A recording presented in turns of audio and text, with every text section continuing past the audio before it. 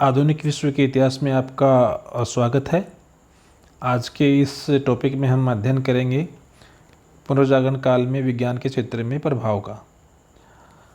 हम जानते हैं कि पुनर्जागरण के कारणों में जब हमने अध्ययन किया था तो हमने एक बेसिक कारण ये भी देखा था कि पुनर्जागरण के से पहले एक स्कॉलिस्टिक विचारधारा का विकास हुआ। ये स्कॉलिस्टिक विचारधारा तर्क और बुद्धि को बहुत महत्व देती थी और इसने अंधविश्वासों के स्थान पर तर्क के द्वारा चीज़ों को स्वीकार करने के ऊपर बल दिया। एबलार्ड और थॉमस एक्विनास जैसे विद्वानों ने इस स्कॉलिस्टिक विचारधारा को बढ़ावा दिया, जो आगे जाकर बेकन के द्वारा और ज़्यादा विकसित हुई। बेकन ने वैज्ञानिक दृष्टिकोण का विकास किया और उसने तर्क तथा प्रयोग के ऊपर बहुत जोर दिया। बेकन का एक प्रसिद्ध स्टेटमेंट है कि ज्ञान की प्राप्ति केवल प्रेक्षण और प्रयोग से ही हो सकती है। इस प्रकार हम देखते हैं कि एक ऐसा माहौल उस समय तैयार हो गया था जो परंपरागत विचारों को केवल विश्वास के आधार पर स्वीकार करने पर बल नहीं देता था, बल्कि वह तर्क और वैज्ञानिक सोच को ज़्यादा महत्व देता था। इसके अलावा पुनर्जागरण में विज्ञान के क्षेत्र में अभूतपूर्व प्रगति होने के पीछे प्रोटेस्टेंट धर्म के उदय ने भी इसको बहुत मजबूती प्रदान की, क्योंकि प्रोटेस्टेंट धर्म जो रोमन कैथोलिक धर्म था उसके अंधविश्वासों और कर्मकांडों के विरुद्ध में वो उठ खड़ा हुआ था और इसने अब इन अंधविश्वासों के खिलाफ तर्क बुद्धि के ऊपर बल दिया। स्वतंत्र चिंतन का अवसर इससे लोगों को प्राप्त हुआ। इसके अलावा मानववाद के विकास ने भी विज्ञान के विकास में महत्वपूर्ण जो आयाम पैदा किया। मानववाद मानव की उत्थान, मानव की सुख समृद्धि के बारे में ज़्यादा बल देता है, इसलिए इसने एक ऐसा आधार तैयार किया जो नवीन आविष्कारों को जन्म देने के लिए प्रेरित करता था। राष्ट्रीय राज्यों के उदय ने भी वैज्ञानिक विचारधारा को प्रोत्साहन दिया, क्योंकि राष्ट्रीय राज्य अपने राष्ट्र को समृद्ध और शक्तिशाली बनाना चाहते थे, इसलिए उन्होंने नए नए वैज्ञानिक आविष्कारों को प्रोत्साहन दिया। नवीन देशों की खोज ने भी विज्ञान के विकास को प्रोत्साहित किया, क्योंकि हम जानते हैं 1453 ईस्वी में कुस्तुनतुनिया के ऊपर तुर्कों का अधिकार हो गया था और उसके परिणाम स्वरूप अब यूरोप के देशों को वैकल्पिक मार्ग खोजने पड़े और इस वैकल्पिक मार्गों के लिए समुद्र के ऊपर उसको निर्भर होना पड़ा और इन समुद्री मार्गों के लिए नवीन वैज्ञानिक यंत्रों की आवश्यकता थी, नवीन ज्ञान की आवश्यकता थी, जो विज्ञान के द्वारा ही संभव था। इसके अलावा तर्कवाद के विकास ने विज्ञान को प्रोत्साहित किया।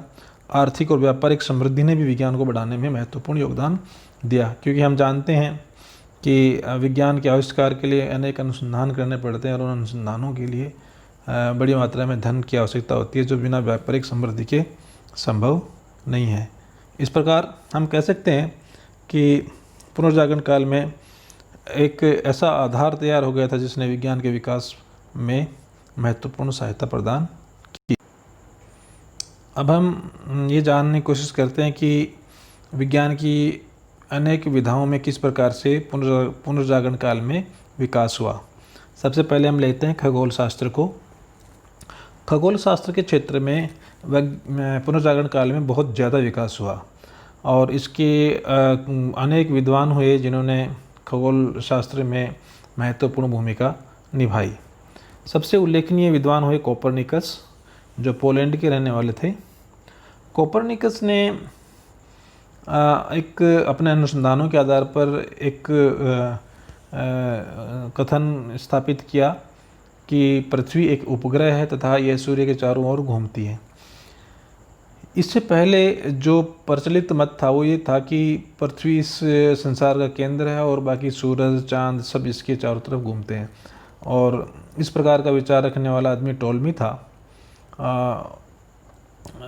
और चर्च भी टॉलमी के इस विचार को स्वीकार करता था और टॉलमी का जो विचार था ये है आम आदमी भी स्वीकार करता था, क्योंकि आम आदमी देखता था कि सूरज सुबह इधर उगता है, पूर्व में उगता है और पश्चिम में जाकर छिप जाता है, तो उनको लगता था कि हम तो स्थिर है, पृथ्वी तो स्थिर है, बाकी बाकी सारे जो हैं ग्रह, ये जो सूरज चांद वगैरह पृथ्वी के चारों तरफ घूमते हैं।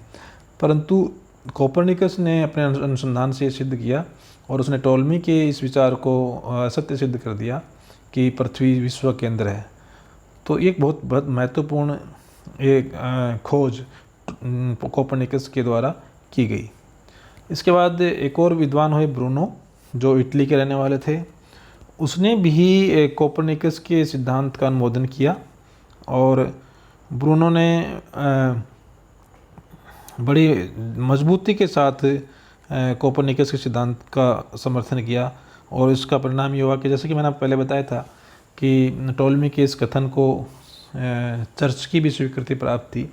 और जब ब्रूनो ने, जो कि इटली में ही चर्च का प्रधान कार्यालय था रोम में, तो जब ब्रूनो ने ये घोषणा की कि कोपरनिकस ने सत्य बात कही है, तो उसका विरोध किया और उसको लोगों ने जिंदा जला दिया। तो आगे जाकर एक और विद्वान हुए केपलर, जो जर्मनी के थे। उसने कोपरनिकस के सिद्धांत की गणना को प्रमाणित किया और उसने ये भी बताया कि ग्रह सूर्य के चारों ओर चक्कर लगाते हैं और उनका पथ वर्तुल नहीं होकर दीर्घवर्ती होता है। तो ये एक बहुत महत्वपूर्ण जानकारी केपलर ने दी।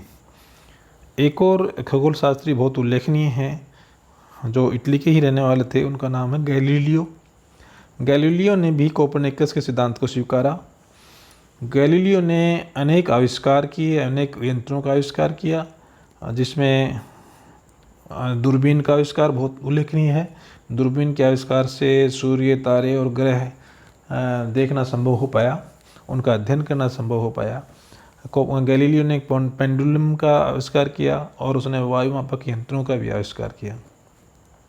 गैलीलियो ने एक और सिद्धांत का भी प्रतिपादन किया और उसने सिद्ध किया कि गिरते हुए पिंड की गति उसके भार पर नहीं बल्कि दूरी पर निर्भर करती है।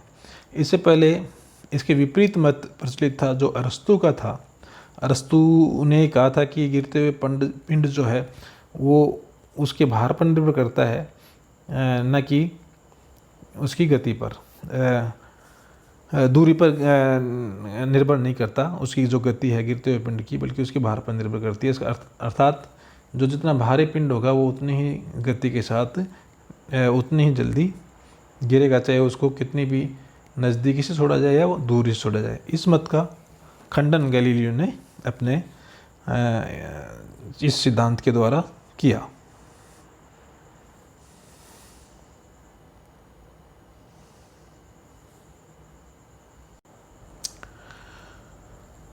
एक और प्रसिद्ध विद्वान थे न्यूटन, जिसके बारे में अधिकतर विद्यार्थी जानते हैं कि उसने गुरुत्वाकर्षण के सिद्धांत का जन्म दिया।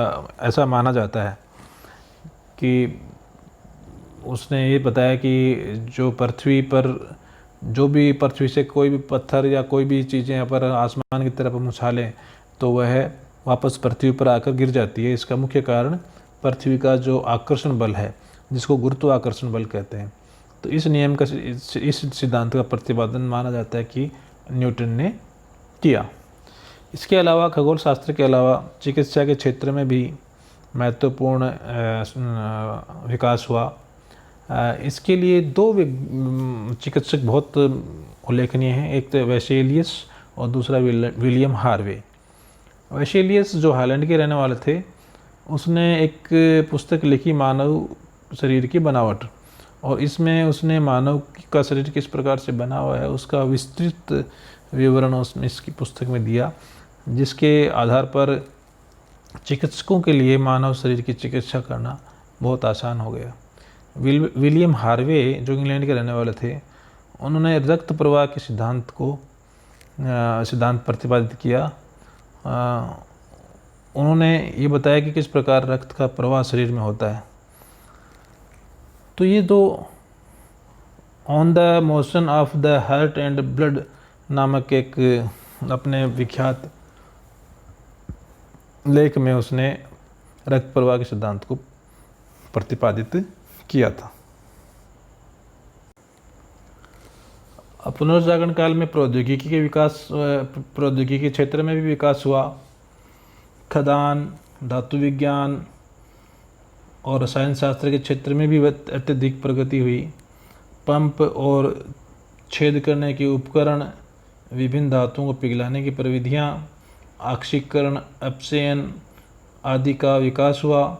आश्वीकरण का विकास हुआ।